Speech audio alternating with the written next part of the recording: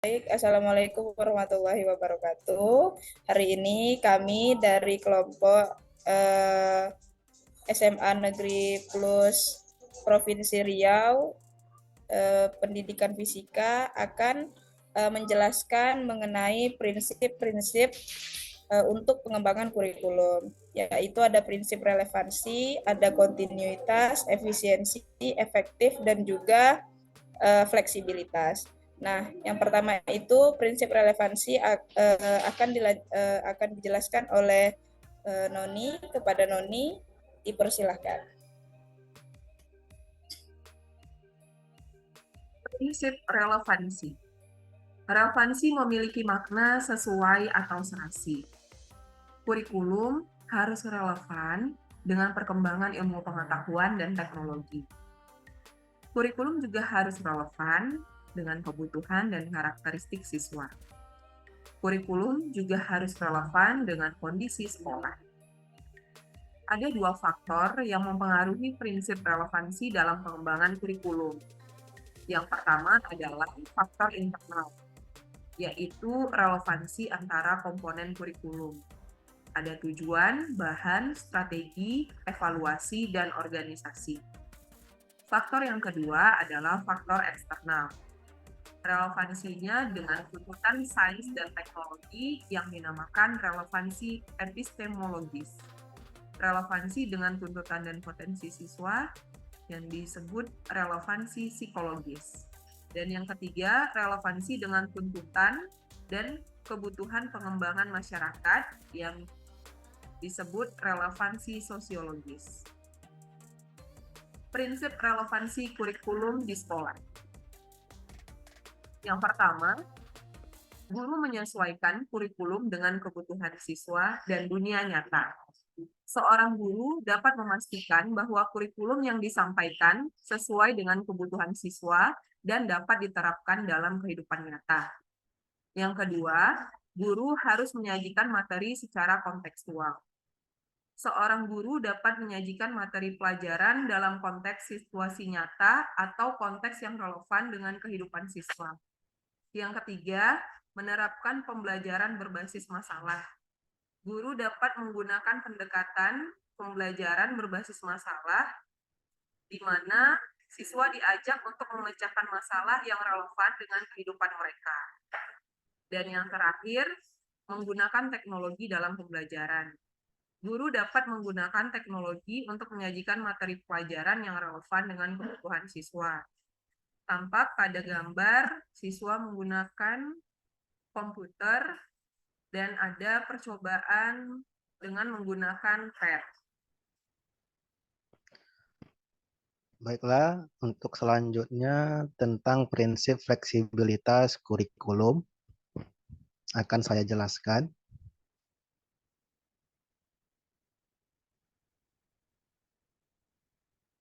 Nah, pertanyaannya ada dua.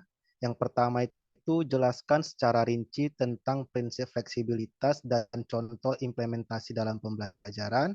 Yang kedua, rumuskanlah prinsip fleksibilitas kurikulum di salah satu pendidikan.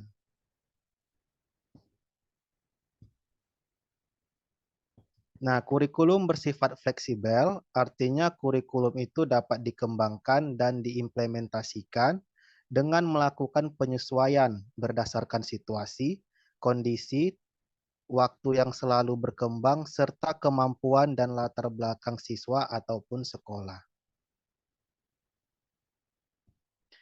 Nah, berdasarkan prinsip fleksibilitas bahwa kurikulum itu dapat dikembangkan, di mana kurikulum itu pada tingkat pendidikan dikenal sebagai kurikulum operasional satuan pendidikan, dapat disesuaikan oleh masing-masing sekolah berdasarkan karakteristik satuan pendidikan, visi, misi, dan tujuan satuan pendidikan, pengorganisasian pembelajaran, perencanaan pembelajaran, pendampingan, evaluasi, dan pengembangan profesional. Karakteristik satuan pendidikan itu berbeda-beda, tergantung dari jenis pendidikan, peserta didik, tenaga pendidik, tenaga kependidikan maupun sosial budaya, sehingga kurikulum dari pemerintah itu tidak bersifat mutlak, tetapi dapat dikembangkan oleh masing-masing satuan pendidikan. Contohnya ketika kurikulum di SMK, di mana karakteristik melingkupi program keahlian. Sedangkan sekolah semi militer, programnya terintegrasi dengan program kepemimpinan dan kemiliteran. Nah, kemudian visi, misi, dan tujuan kurikulum untuk satuan pendidikan itu disesuaikan dengan karakteristik satuan pendidikan yang mereka laksanakan masing-masing.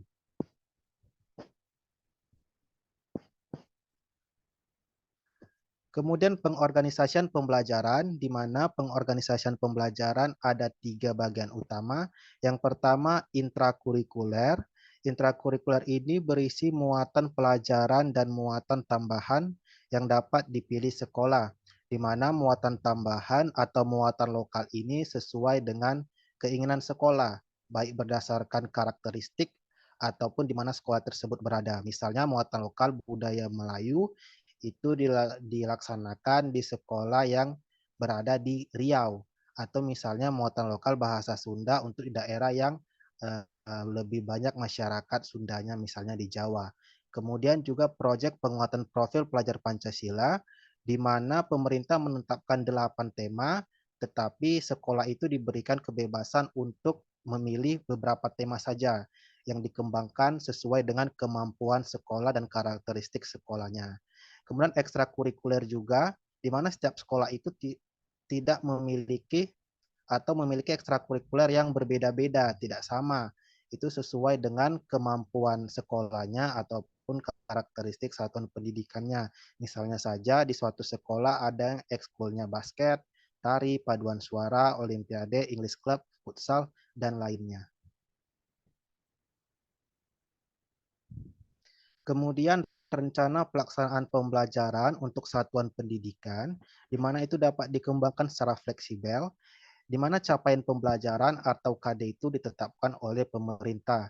Sedangkan beberapa bagian seperti alur tujuan pembelajaran, kemudian lengkap dengan asesmen, kemudian juga dengan bahan ajar, serta perencanaan program prioritas sekolah tersebut itu dapat dikembangkan oleh satuan pendidikan. Dan kemudian rencana pelaksanaan pembelajaran untuk satuan kelas, di mana modul atau RPP yang dikembangkan oleh guru itu tidak mutlak harus sesuai dengan pemerintah, tetapi dapat dikembangkan sesuai dengan karakteristik peserta didik dan capaian pembelajaran peserta didik.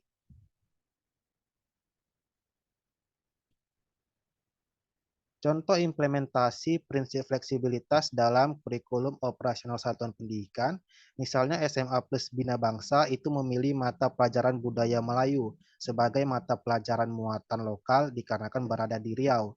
Sedangkan SMA Yadika Cirebon itu memilih mata pelajaran bahasa Sunda sebagai muatan lokal karena berada di lingkungan masyarakat Sunda. Kemudian contoh implementasi prinsip fleksibilitas dalam pembelajaran kelas, misalnya pada kompetensi dasar peserta didik mampu menganalisis keteraturan gerak planet dalam tata surya berdasarkan hukum-hukum Newton. Namun pada pertemuan tersebut, setelah guru melaksanakan asesmen kesiapan belajar, ternyata masih banyak siswa yang belum paham materi sebelumnya, yaitu hukum Newton. Sehingga secara fleksibel, guru tidak dapat melanjutkan ke KD gerak planet, tetapi harus menjelaskan kembali hukum Newton untuk melanjutkan ke materi selanjutnya. Kurikulum. Nah, jadi pertanyaannya, pertama, jelaskan secara rinci tentang prinsip kontinuitas dan contoh implementasinya dalam pembelajaran, lalu rumuskanlah prinsip kontinuitas kurikulum di salah satu sekolah. Nah, prinsip kontinuitas itu maknanya adanya kesinambungan dalam kurikulum baik secara vertikal maupun horizontal. Nah, secara vertikal itu bertahap atau berjenjang ke atas. Nah, antara jenjang pendidikan yang satu dengan jenjang pendidikan yang lebih tinggi. Nah, ini dilihat mulai dari tujuan pembelajaran yang dilaksanakan di kelas sampai dengan tujuan pendidikan nasional dan juga komponen-komponen lainnya. Selanjutnya, secara horizontal atau berkelanjutan. Nah, pengembangan kurikulum jenjang pendidikan dan tingkat atau kelas yang sama tidak terputus dan merupakan pengembangan yang terpadu. Nah, hal-hal yang perlu diperhatikan dalam menerapkan prinsip kontinuitas dalam penyusunan kurikulum yaitu ada dua. Yang pertama, materi-materi ajar yang diperlukan untuk belajar lebih lanjut pada tingkat berikutnya hendaknya sudah diajarkan di tingkat sekolah atau madrasah. Lalu yang kedua, materi-materi ajar yang sudah diajarkan pada tingkat sekolah atau madrasah sebelumnya tidak perlu lagi diajarkan pada tingkat sekolah berikutnya, kecuali atas dasar pertimbangan-pertimbangan tertentu. Contohnya itu seperti materi pemanasan global, di SD ada juga sampai SMA juga tetap belajar pemanasan global. Nah, contoh implementasinya dalam pembelajaran. Nah, ini kontinuitas antara berbagai bidang studi. Ini contohnya itu kaitan IPA fisika dengan matematika. Nah, yang pertama untuk menentukan taraf intensitas bunyi, siswa perlu diajarkan materi prasyarat logaritma. Lalu dalam pembelajaran gaya dan gerak pada kelas 10, seharusnya siswa sudah menguasai sudut-sudut istimewa yang biasanya dipelajari dalam trigonometri dalam matematika. Lalu materi SMP seperti besaran dan pengukuran khususnya mengkonversi satuan, misalnya untuk sentimeter ke meter atau sentimeter ke kilometer dalam pembelajaran IPA, seharusnya siswa sudah menguasai konversi satuan yang telah diajarkan di SD dalam pelajaran matematika. Dan masih banyak contoh lainnya. Nah, prinsip kontinuitas yang dapat dilihat pada satu sekolah itu yang pertama materi belajar. Nah, sering kita jumpai terdapat materi yang sama pada antar jenjang, seperti yang telah disebutkan sebelumnya. Hal ini sah-sah saja karena materi yang diulas pada jenjang yang lebih tinggi merupakan kelanjutan dari materi pada jenjang sebelumnya. Nah, lalu yang kedua, evaluasi pembelajaran. Nah, evaluasi pembelajaran juga terdapat prinsip kontinuitas di dalamnya. Dapat dilihat dari pretest di awal pembelajaran, lalu memberikan kesempatan bertanya dalam kegiatan belajar, lalu post-test di akhir pembelajaran, selanjutnya dilanjutkan dengan adanya tugas rumah jika diperlukan, lalu ada UH atau ulangan harian, dan dilanjutkan dengan ulangan tengah semester, lalu di akhir ulangan atau ujian akhir semester. Nah, baik. Selanjutnya yaitu saya menjelaskan prinsip efektivitas. Nah, adapun yang dimaksud dalam prinsip efektivitas adalah ukuran berhasil atau tidaknya sebuah perencanaan setelah diimplementasikan. Nah, ukuran ini ialah kemampuan melaksanakan tugas dan fungsi untuk mencapai tujuan yang telah ditetapkan baik dalam pembelajaran ataupun dalam kurikulum itu sendiri. Nah, yang menjadi ukuran apakah kurikulum yang telah dikembangkan dan telah diimplementasikan sudah mencapai tujuan yang diharapkan atau belum. Itulah yang menjadi prinsip efektivitas. Nah, ada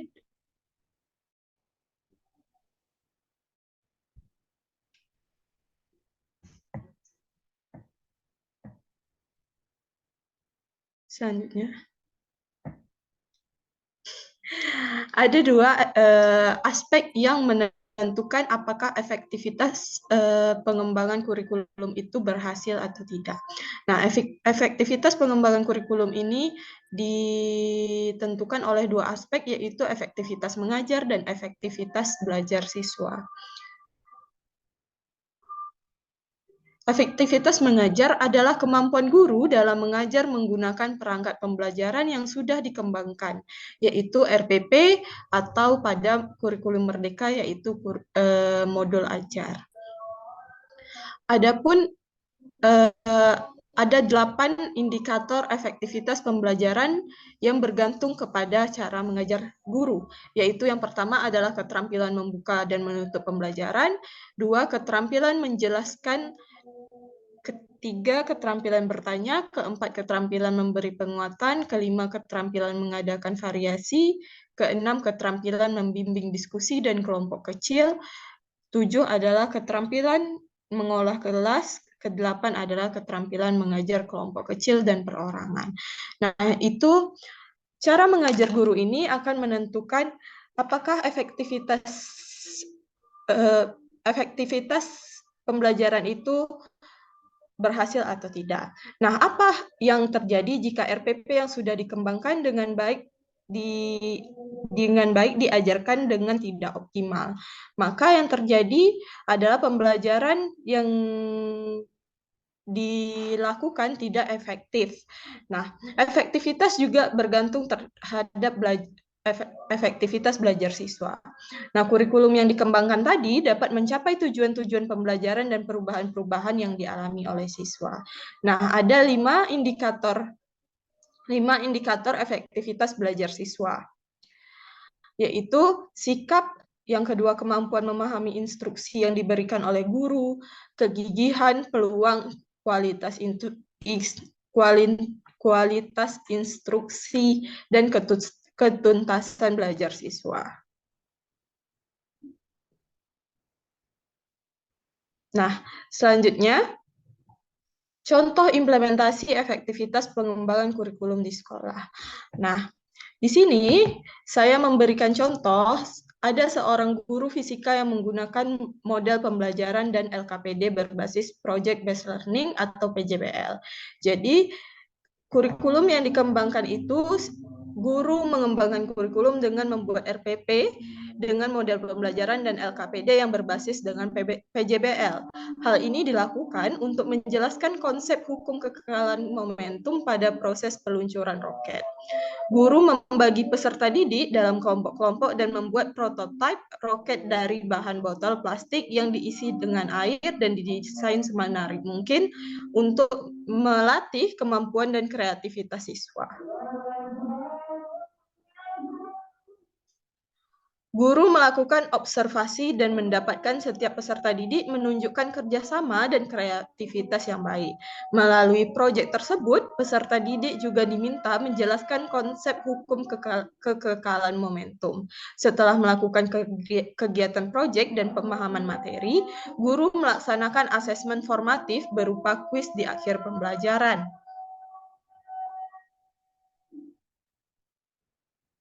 Nah, setelah melakukan kuis, guru memperoleh hasil kuis. Semua peserta didik mendapat nilai yang baik. Dengan demikian, peserta didik dapat mencapai tujuan pembelajaran hari itu dengan baik. Bahan ajar yang dikembangkan guru yaitu RPP dan LKPD berbasis Project Based Learning ternyata efektif dilaksanakan pada kelas tersebut dan pada materi pembelajaran hukum kekekalan momentum. Oke, baiklah. Selanjutnya prinsip efisiensi atau praktis dalam pengembangan kurikulum. Di sini akan membahas terkait prinsip efisien itu sendiri dan juga contoh implementasinya dalam pembelajaran dan perumusan prinsip efisiensi dalam kurikulum di salah satu sekolah. Prinsip efisiensi itu merupakan prinsip yang mengusahakan agar pengembangan kurikulum dapat mendayagunakan waktu, biaya, sumber daya, sarana dan prasarana, serta sumber-sumber lainnya secara cermat dan tepat dan optimal sehingga hasilnya akan lebih memadai.